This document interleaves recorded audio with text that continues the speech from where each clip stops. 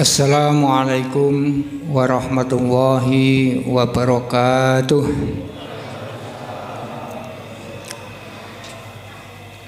Innal hamdalillahi nahmaduhu wa nasta'inuhu wa nastaghfiruh wa na'udzu bihi min shururi anfusina wa sayyiati a'malina. May yahdihillahu fala mudhillalah wa may yudlilhu fala hadiyalah. Asyhadu an la ilaha illallah wahdahu la syarikalah wa asyhadu anna Muhammadan abduhu wa rasuluhu sallallahu alaihi wasallam wa ala alihi wa ashabihi amma ba'd.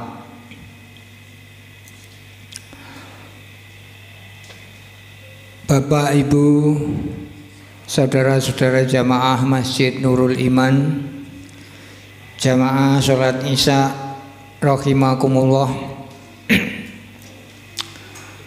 Terlebih dahulu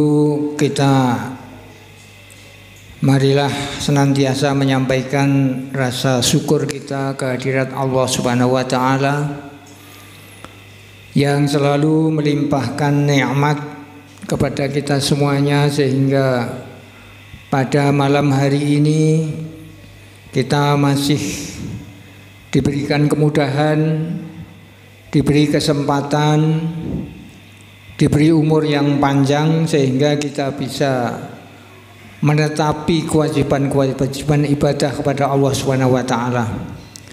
Di antara ibadah tersebut adalah puasa di bulan Ramadan dan sholat Isya yang telah kita laksanakan berjamaah. Semua itu adalah pemberian dari Allah. Di dalam hati kita meyakini bahwa tanpa nikmat dari Allah kita tidak memiliki daya, tidak memiliki kekuatan apapun. Kita semua la haula wala quwwata illa billah.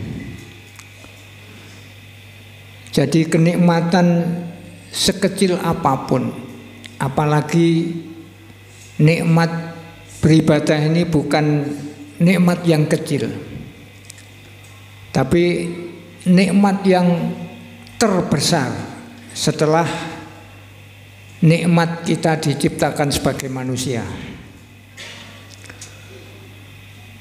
Karena di dalam Al-Quran Allah sudah menjelaskan, dikisahkan ketika kita berada di alam arwah, Allah telah berfirman, Inna aradnal amanati ala samawati wal ardi wal jibal fa abaina ayyahmilnaha wa asfaqna minha wa hamalhal insan innahu kana zaluman jahula. Dalam ayat lain Allah berfirman, alastu birabbikum bala syahidna. Allah mempersaksikan kepada arwah manusia, bukankah saya Allah ini adalah Tuhan kalian? Kemudian ketika itu seluruh arwah menjawab, bala syahidna. Iya, benar ya Allah, kami menyaksikan bahwa Engkau adalah Tuhan kita semuanya. Kemudian ayat yang saya kutip tadi juga menjelaskan bahwa Allah telah menawarkan amanat ibadah kepada langit, bumi, dan gunung. Akan tetapi semuanya menolak, tidak sanggup untuk menetapi ibadah kepada Allah, menanggung amanat yang berat tersebut. Karena mereka wa asfaqna minha, mereka takut dari amanah tersebut. Apabila tidak bisa mendatangkannya atau tidak bisa menetapi sebagaimana yang disyaratkan. Akhirnya wa hamalahal insan innahu kana zaluman jahula. Manusia yang secara fisik, secara kekuatan sangat lemah, namun karena didorong oleh keinginan yang kuat, syahwat yang kuat, menginginkan kenikmatan surga yang nikmat, akhirnya menyambungkan diri untuk mengemban amanat beribadah kepada Allah. Dan Allah memberikan stempel kepada manusia, innahu kana zoluman jahula, bahwa manusia itu adalah sangat menganiaya dan bodoh. Namun kita terlahir sebagai manusia, sehingga kita mau tidak mau, sadar tidak sadar, tahu atau tidak tahu, kita memiliki kewajiban yang melekat untuk beribadah kepada Allah. Secara lahiriah kita terkodrat untuk beribadah kepada Allah. Kenyataan di muka bumi ini dari zaman Nabi Adam sampai sekarang dan besok sampai hari kiamat, miliaran manusia yang mereka sebagian tahu bahwa memiliki kewajiban amanah beribadah kepada Allah, tapi sebagian besar mereka tidak mengetahui. Dan besok di sisi Allah, Allah tidak mau tahu. Asal bertemu dengan Allah dalam keadaan tidak beriman kepada Allah dan tidak patuh, tidak beribadah kepada Allah, maka Allah akan menyiksa orang tersebut. Maka dari itu, kita yang ketika lahir tidak memiliki cita-cita, tidak memiliki angan-angan suatu saat akan beribadah kepada Allah, akan tetapi realitanya, kenyataannya, kita dipilih oleh Allah bisa beribadah kepada Allah, diberikan hidayah petunjuk oleh Allah, bisa melihat kebenaran, bisa melihat kebatilan, dan diberi taufik oleh Allah, kekuatan untuk melaksanakan kewajiban dan kekuatan untuk menghindari kemaksiatan. Ini adalah realita yang kita terima sampai saat ini. Maka dari itu, rasa syukur inilah yang harus kita jaga, harus kita pertahankan, bahkan harus kita tingkatkan terus, kita pupuk terus. Jadi kita harus berusaha selalu mencari jalan syukur. Bagaimana caranya agar bisa bersyukur? Karena syukur ini adalah kewajiban mutlak bagi kita. La in syakartum la azidannakum wa la in kafartum inna adzabi lasyadid. Maka dari itu Bapak Ibu sekalian, pada malam hari ini kita jangan lupa untuk mensyukurinya dengan keyakinan bahwa semua adalah nikmat dari Allah, dan kita lafalkan dengan alhamdulillahirabbil alamin. Selanjutnya kita jaga dengan amal perbuatan yang menunjukkan bahwa kita mensyukuri nikmat Allah tersebut. Oleh karena itu Bapak Ibu sekalian, keyakinan yang sudah ada di dalam hati kita tersebut, ini marilah kita pertahankan untuk diri kita sendiri, dan kita sampaikan kepada keluarga kita, kepada istri kita, kepada anak-anak, cucu, menantu, dan lain sebagainya dari keluarga dekat. Karena Bapak Ibu sekalian, Allah juga memerintahkan bahwa ya ayyuhalladzina amanu qu anfusakum wa ahlikum naro. Wahai orang-orang yang beriman, jagalah dirimu dan keluargamu dari siksaan api neraka. Jadi amanat agama Islam amanat keluarga untuk dijaga dari siksa api neraka, ini adalah amanat Allah kepada kita sebagai manusia. Apa amanat itu? Amanat adalah kepercayaan. Kepercayaan Allah kepada kita. Agar kepercayaan itu kita tetapi, kita datangkan kepercayaan itu. Jangan sampai kita berkhianat atau tidak amanah. Tidak amanah. Itu jangan sampai. Sebab itu sangat berbahaya dan dosa besar. Jangankan amanat kepada Allah, amanat kepada manusia saja oleh Allah juga diperintahkan untuk didatangkan, untuk ditetapi. Apalagi ini amanat dari Allah. Allah mempercayakan kepada kita, maka ini lebih wajib lagi, sangat wajib hukumnya untuk mengemban amanat ibadah kepada Allah dan melindungi keluarga kita dari siksa api neraka.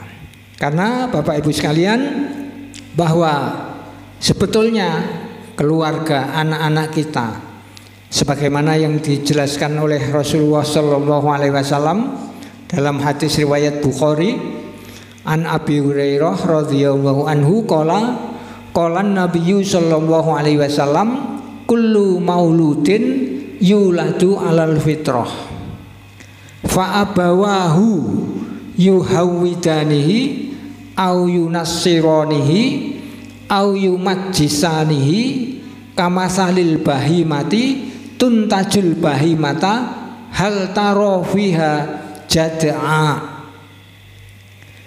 Jadi kullu mauludin yuladu alal fitrah, setiap anak itu dilahirkan atas fitrah. Fitrah itu menetapi agama Islam. Kesucian artinya dia dalam keadaan beragama Islam.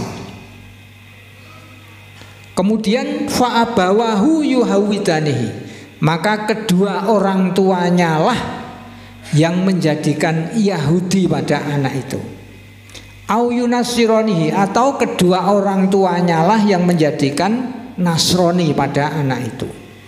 Au yumajjisanihi, atau kedua orang tuanya lah yang menjadikan Majusi, beragama Majusi pada anak itu.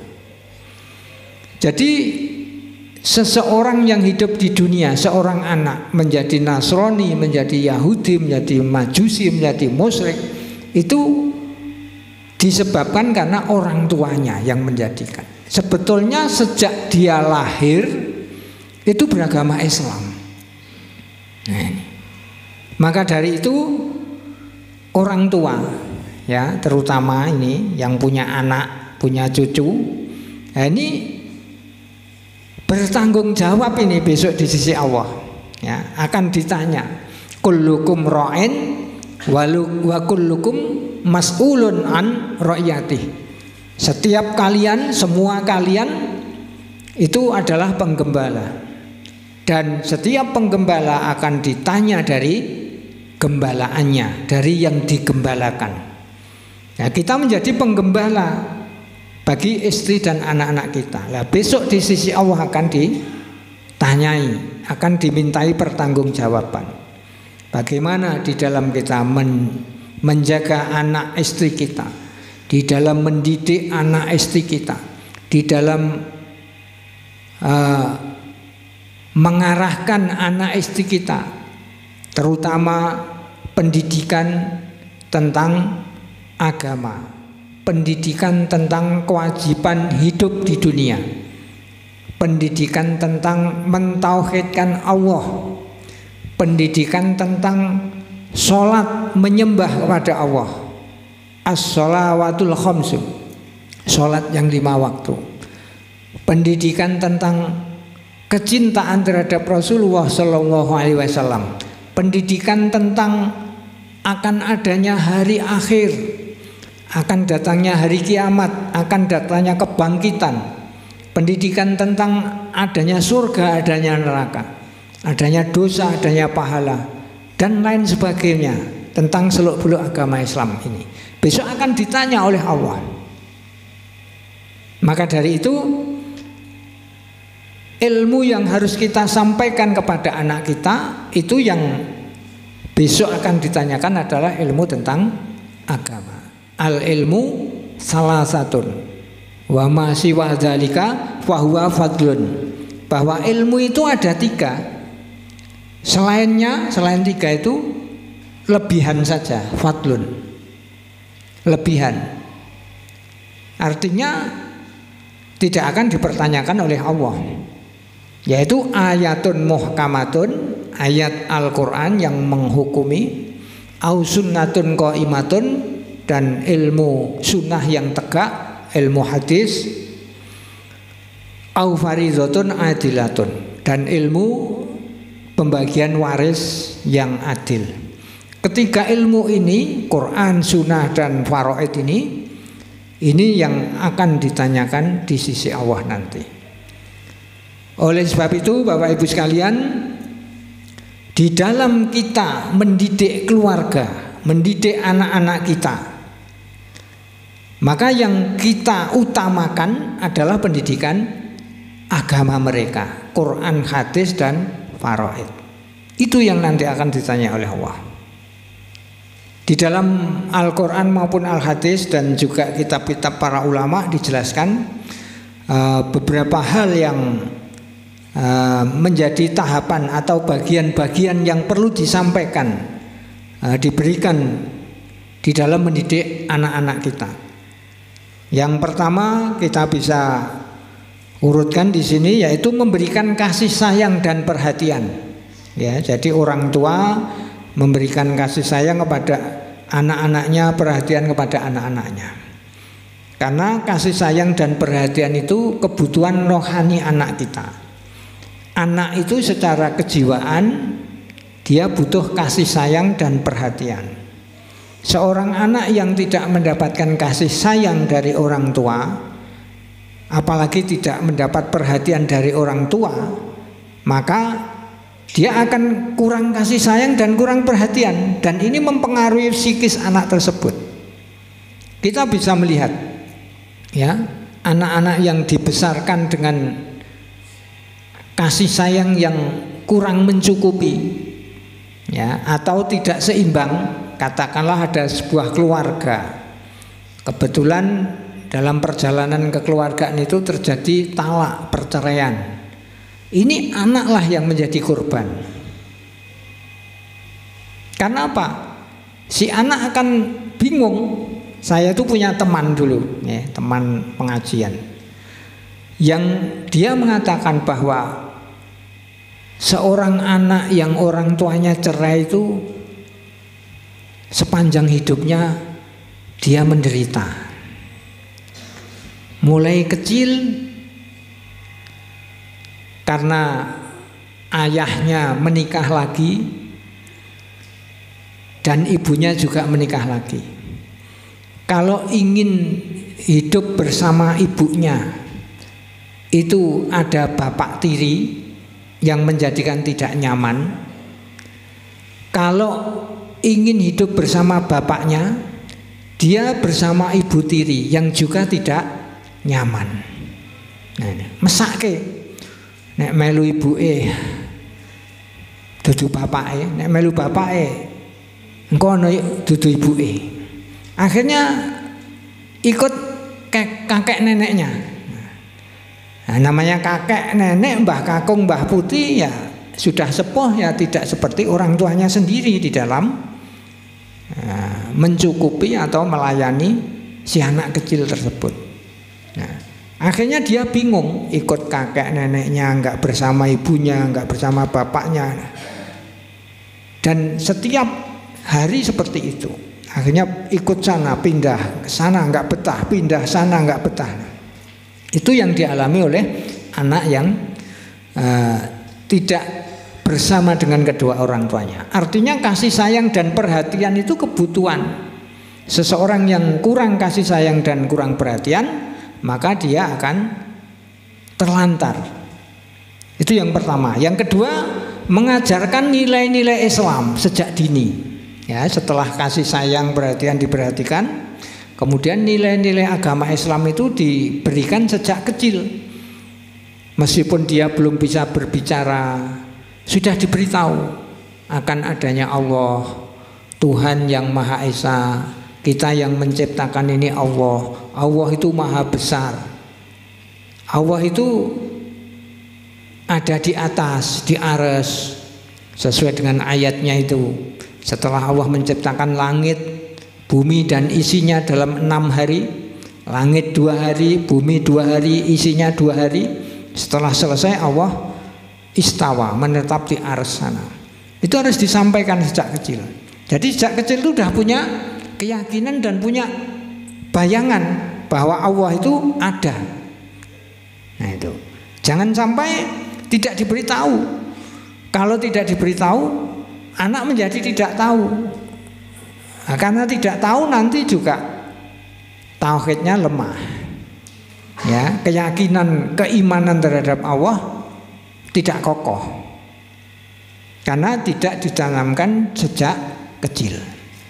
Itu sangat penting. Yang ketiga, orang tua harus bisa menjadi teladan yang baik. Nah ini tidak kalah pentingnya. Menjadi contoh, menjadi teladan bagi anak-anaknya. Misalnya contoh yang mudah. Orang tua melarang anaknya atau menyuruh anaknya sholat berjamaah di masjid, tarweh misalnya.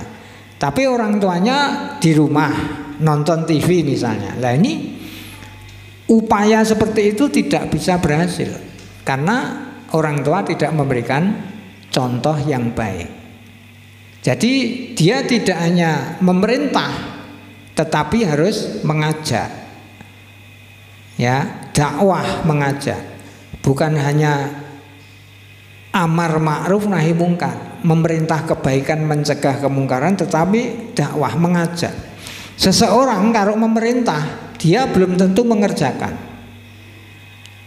Metua kono le numpak tukokno apa, dia belum tentu mengerjakan. Tapi kalau mengajak, ayo sholat. Nah, kita juga sholat, anak kita juga diajak sholat. Itulah dakwah.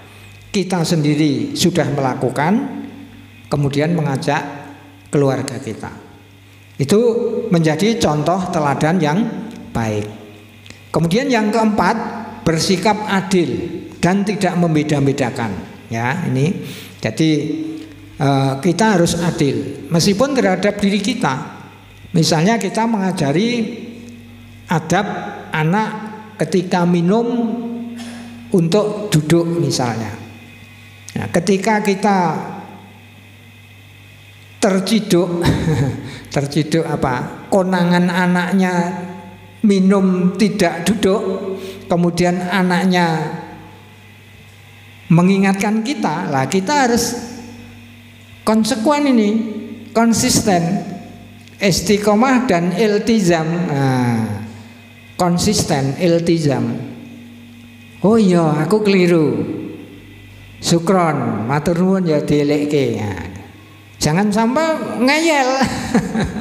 Mempertahankan diri, mencari pembenaran. Mau kesusu oleh nanti anak juga belajar ngeyel, belajar cari alasan, belajar mencari pembenaran.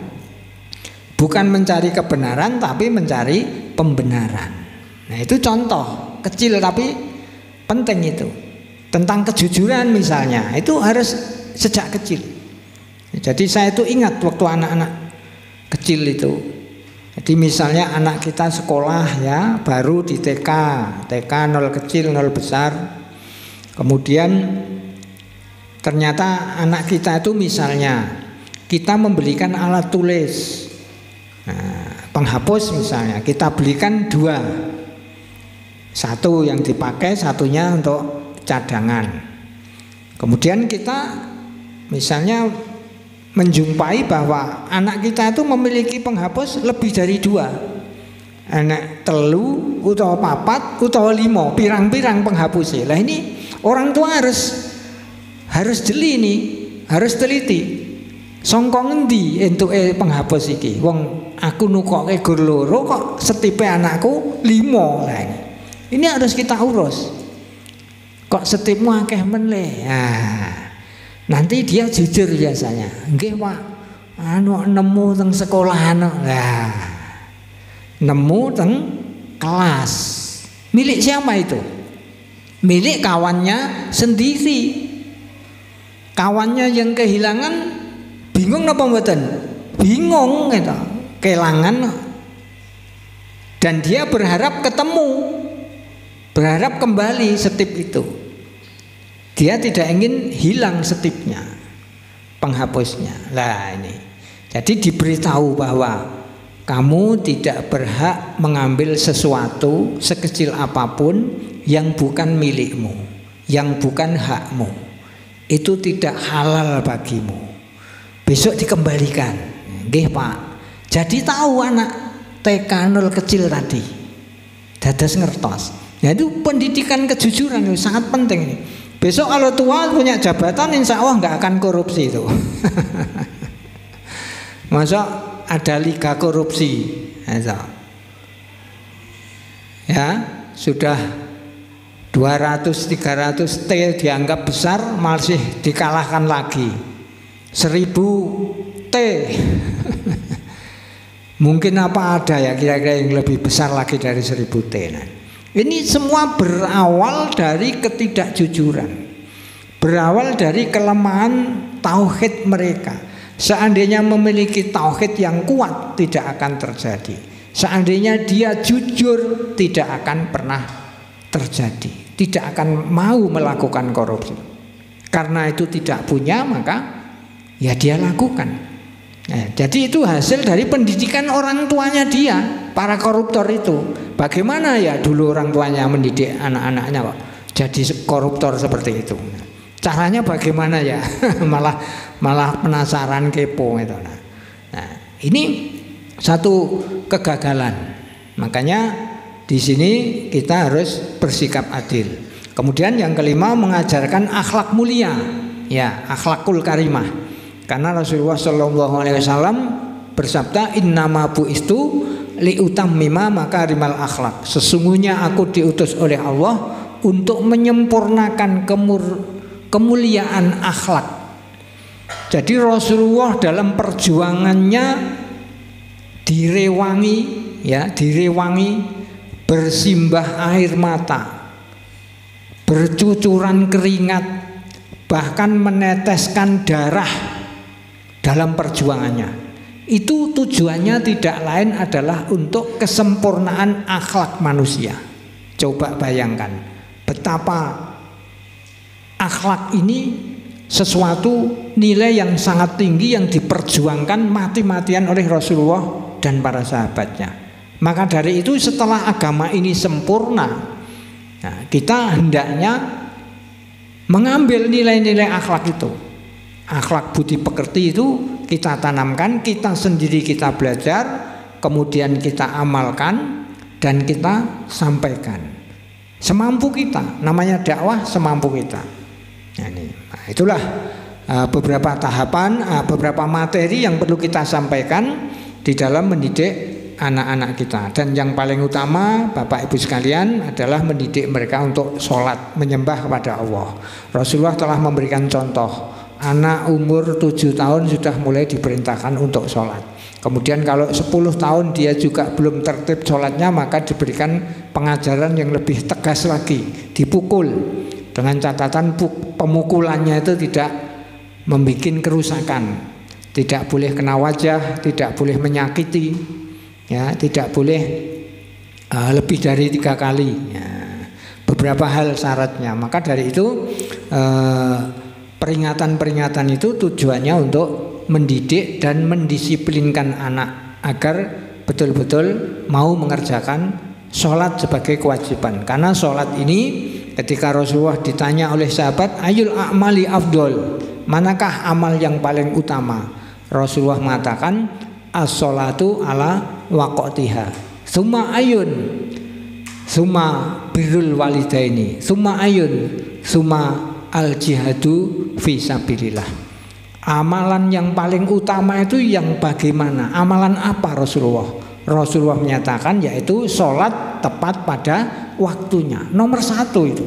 Baru nomor 2 yaitu birrul walidain, berbuat baik kepada kedua orang tua. Baru yang ketiga al jihadu fi sabilillah, jihad membela agama Allah. Itu nomor 3. Jadi nomor 1 itu sholat tepat waktu. Dan itu bisa kita lakukan, tidak perlu perang ke Gaza, ke Palestina, tidak perlu. Dan sholat ini lebih tinggi daripada berperang tadi.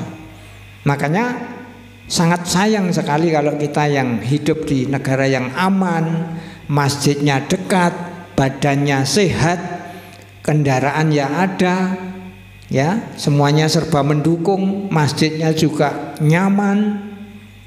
Ya, kok tidak ke masjid? Apalagi laki-laki dewasa yang sehat, itu punya kewajiban untuk sholat berjamaah 5 waktu di masjid. Demikian Bapak Ibu sekalian,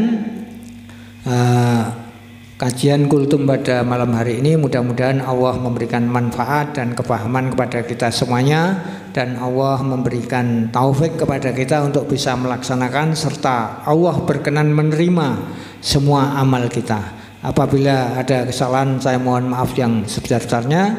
Akhirul kalam, wassalamualaikum warahmatullahi wabarakatuh.